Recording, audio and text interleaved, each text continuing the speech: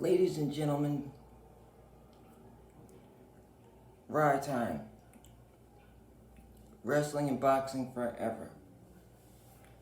Um, Tonight, my tone is a little different. Um,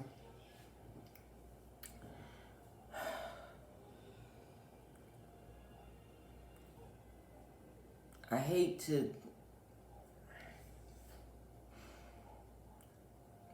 Scott Hall, Razor Ramon, the Diamond Stud.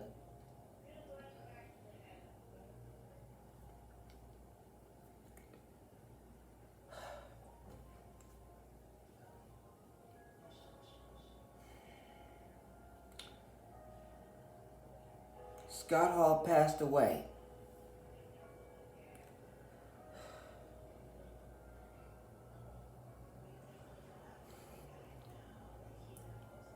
Um, he started his career in 1984.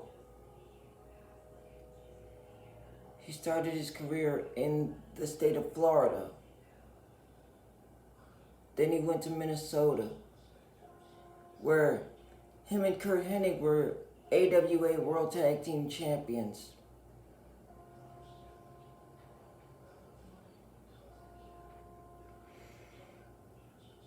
And he came into the WWE in 92. He was undefeated. Number one contender for Bret Hart's world title. At the 1993 Royal Rumble is when Scott Hall, Razor Ramon, got his shot at the WWE title. It was one hell of a matchup from bell to bell. Scott Hall ended up losing that matchup to Bret. But he left his calling card. And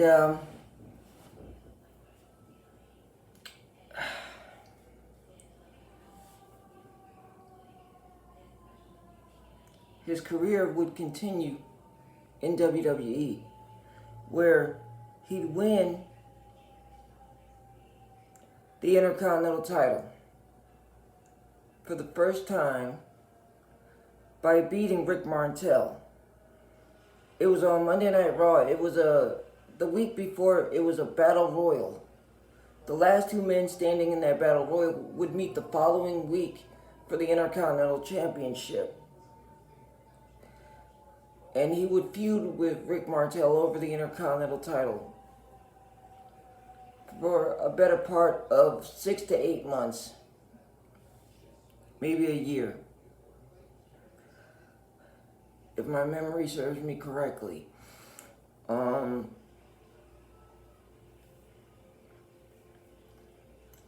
SummerSlam 93, he defeated Ted DiBiase Sr., the $1 Million Man, Ted DiBiase. Sent DiBiase into retirement.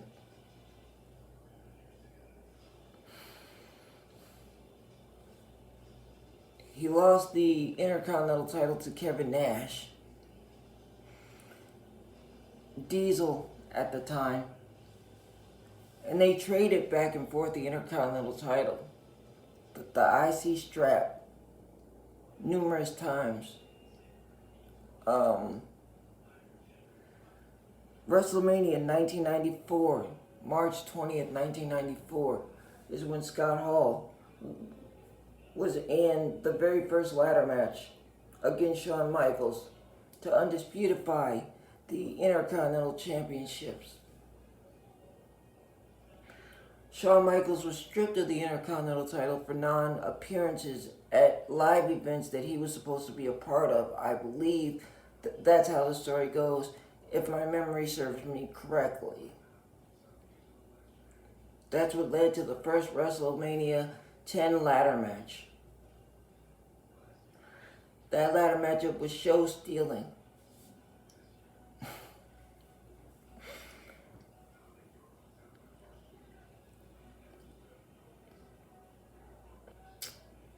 and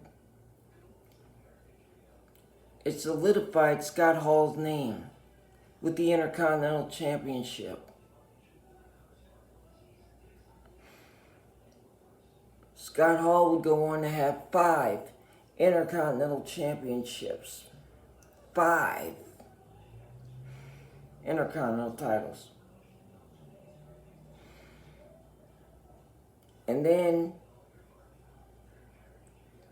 unhappy with the WWE, him and Kevin Nash went down to Atlanta, WCW, back in '96, where they set the wrestling world on fire with Hulk Hogan as the New World Order. And they won the tag team titles from Harlem Heat.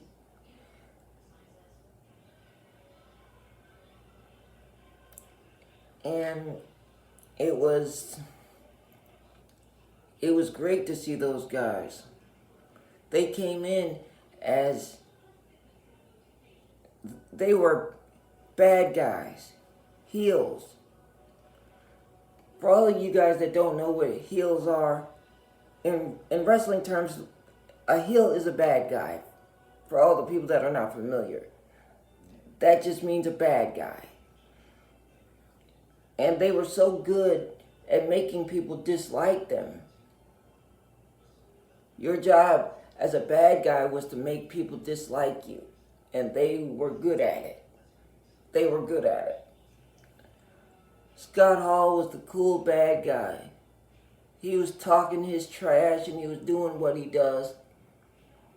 But that man can work in the ring with just about anybody. From Bret Hart to Curt Hennig to Ric Flair, Roddy Piper, to just about a list of who's who and who's everybody. Benoit, Booker T. The list goes on and on. He had some success in WCW, not just as a tag team competitor, but as a solo competitor as well. Winning the television title and the U.S. Championship. And throwing the television title in the trash can with Kevin Nash. Throwing the TV belt in the trash can. Now, me personally, I didn't like that at all. Because to me, the WCW TV Championship was very synonymous with the sport of wrestling, especially WCW, the NWA, very synonymous with that company. And to see them just throw the belts in the garbage, it hurt my feelings. But again, they were bad guys. They were heels. So it was their job to make people dislike them. So they did their job to make people dislike them.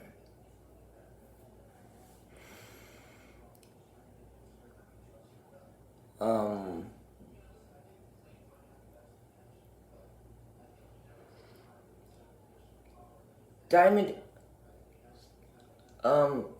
before I move on, I also want to mention the fact that Scott Hall spent some time in the AWA where he was a tag team championship partner of Curt Hennig.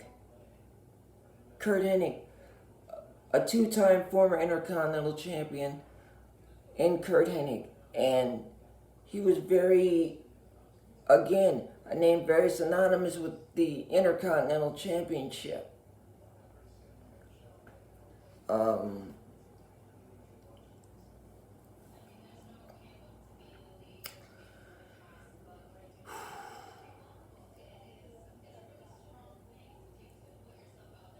You know,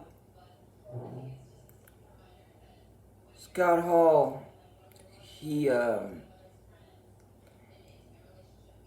had his demons with drugs and alcohol, and he's not the first, and he won't be the last. He's not the first pro wrestler to have those demons, and he won't be the last. But the 5 Intercontinental Championships, the WCW Tag Team Championships, the AWA Tag Team Championships, the United States Championship, the Television Championship, all the belts that he's won.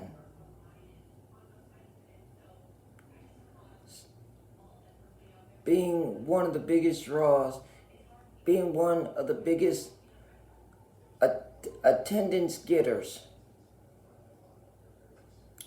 able to draw fans into buildings and sell them out, whether it was WCW or WWE or wherever it was he competed, whether it was Impact Wrestling, where he was a tag team champion with Kevin Nash, or Scott Hall was a wrestler who knew how to get the attention of people. Whether you cheered or you booed or you were 50-50. Which means some people liked him and some didn't. Whatever side you were on, you had to watch the guy. Either because of his charisma or his in-ring work, his promos, the antics of the NWO that people disliked, or like whatever he was doing, you had to watch him. Whether it was the ladder matches with Shawn Michaels, whether it was trading the Intercontinental title with Kevin Nash, or them as a tag team working against the Steiner Brothers, Harlem Heat, the Nasty Boys, so on and so forth. You just had to watch the guy, either for his promos or his in-ring work. Scott Hall was somebody that you had to watch.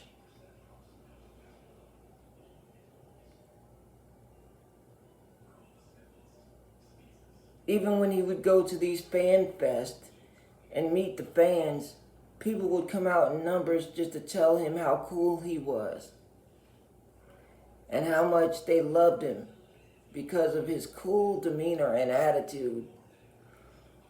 The whole Razor Ramon character was based on Scarface.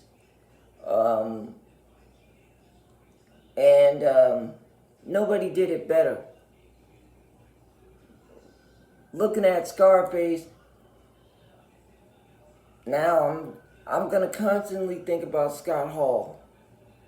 Because that whole Razor Ramon thing was based on the Scarface movie. The 1983 Cadillac, the big jewelry, that was all Scarface. Nobody pulled that off like Scott Hall. Nobody pulled that off like him.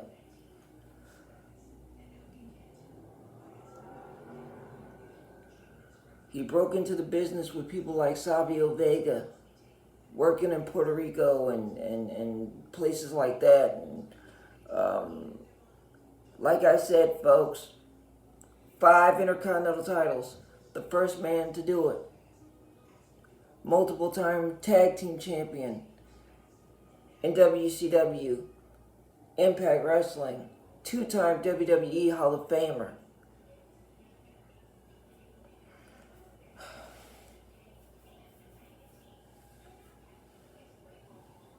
This man had gone through some personal demons, and he turned his life around for the better. And